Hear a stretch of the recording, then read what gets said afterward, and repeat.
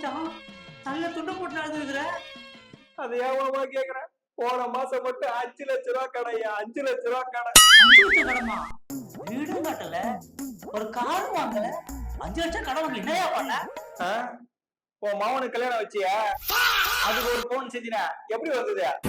உன்ன மாதிரி நிறைய பேர் பண்ணா எல்லாருமே செஞ்சு செஞ்சு எனக்கு 5 லட்சம் ரூபாய் கடை ஆகி போச்சு. 5 லட்சம் ரூபாய் மச்சா மொய் வச்சா திருப்பி செஞ்சுதானே ஆகணும். நீ ஏன் பேச மாட்ட? நீ ஏன் வீட்டுக்கு செய்யும் போது நகை என்ன விலை வத்துது? 24,000 வந்துச்சு. இப்ப என்ன விலை விக்குது? மச்சா அதெல்லாம் ஒரு விஷயமா, விட மச்சான் பாத்துக்கலாம். பாத்துக்கலாம். நீ ஏன் சொல்ல மாட்ட?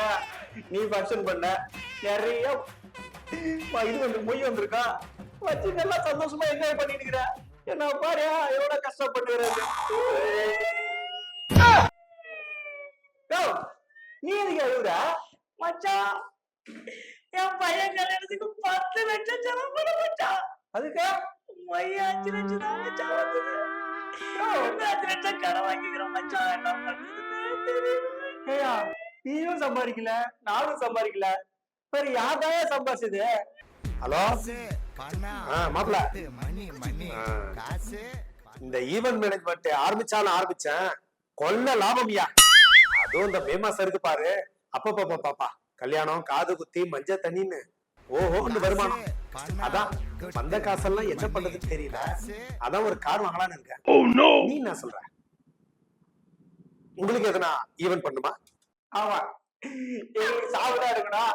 அது எடுத்து டாலர்மே எடுத்துடலாமே, நம்ம கிட்ட இருக்கு. 10,000 இருந்து 10 லட்சம் வரைக்கும் பாட. பாருங்க, இது 10,000 ரூபாய் பாட, இது 15,000 ரூபாய் பாட. உங்களை பார்த்தா நீண்ட நாள் நண்பர் போல இருக்கு. உங்களுக்கு டபுள் பெட்ரூம் மாதிரி டபுள் பாட இருக்கு. பாக்குறீங்களா? பாருங்க.